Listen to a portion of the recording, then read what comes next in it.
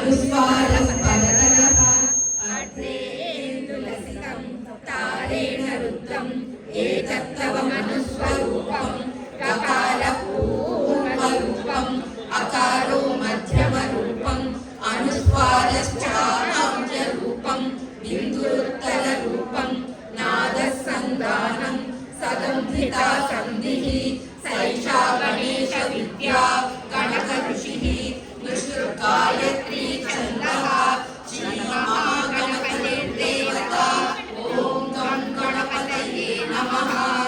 एकदन्ताय विद्महे वक्रतुण्डाय धीमहि तन्नो दन्ती प्रचोदयात्।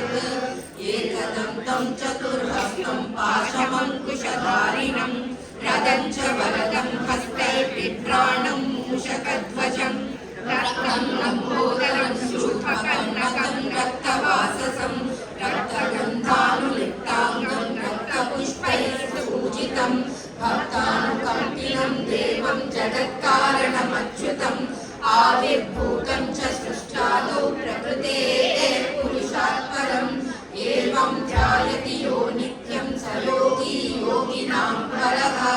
नमो व्रातपतये नमो गणपतये नमः प्रमथपतये नमस्तेऽस्तु लम्बोदराय एकदन्ताय विघ्नविनाशिने शिवसुताय श्रीवरदमूर्तये नमः।